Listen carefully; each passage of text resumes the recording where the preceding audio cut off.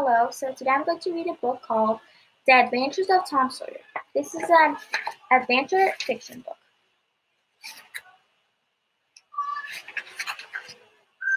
You, Tom, the thread of a tale. Tom, no answer. Tom, no answer. What's going on with that boy, I wonder? You, Tom, no answer. Well, I declare, if I get hold of you all, the old lady did not finish, for by this time she was bending down and punching under the bed with the broom. She found nothing but the cat. She went to open the door and looked out among the tomato vines and weeds in the garden. No Tom. You, Tom! There was a slight noise behind her, and she turned just in time to catch a small boy by the back of his jacket and stop his skate. There! I might have thought of that closet. What you been doing in there? Nothing. Nothing? Look at your hands, and look at your mouth. What is that mess? I don't know, Aunt. Well, I know. It's jam. That's what it is. 40 times I've said if you didn't let that jam alone, I'd whoop you. Hand me that switch. The switch hung in the air.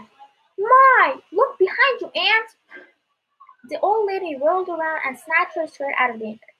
The boy ran in an instant, scrambled up high in the board fence, and disappeared over it. His Aunt Polly stood surprised a moment and then broke into a gentle laugh. Hang the boy! Can't I never learn anything? Ain't he played enough tricks on me like that by now? He's full of the old devil, but he's my own dead sister's boy. Poor thing.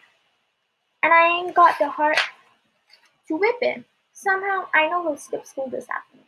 So, so, so have to make him work tomorrow to punish him. He hates to work on Saturdays more than he hates anything else. And I've got to do something or I'll scold the child. Tom did skip school, and he had a very good time. He got home just in time to help Jim, Auntie's little helper, saw and split the next day's wood before supper.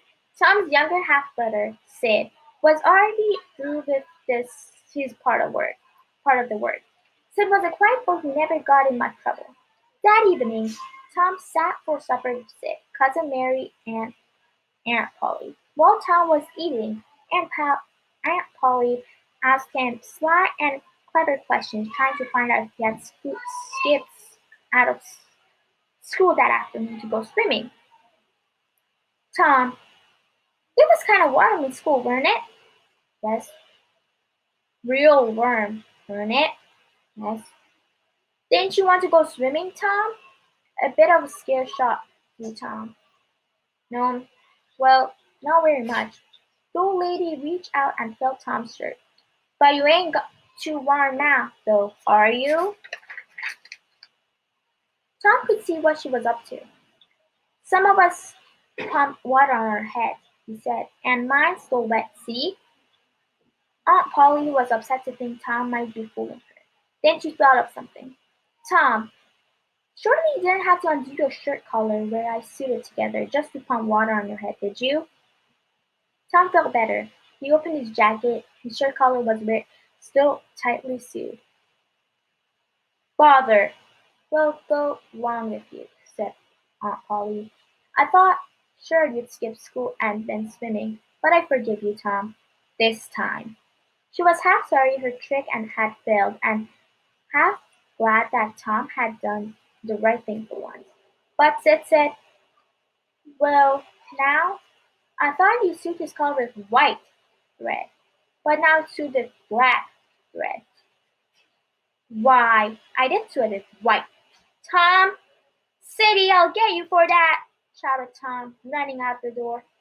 After Tom had scrambled over the back fence, he found a safe place to hide and plan his revenge on Sid.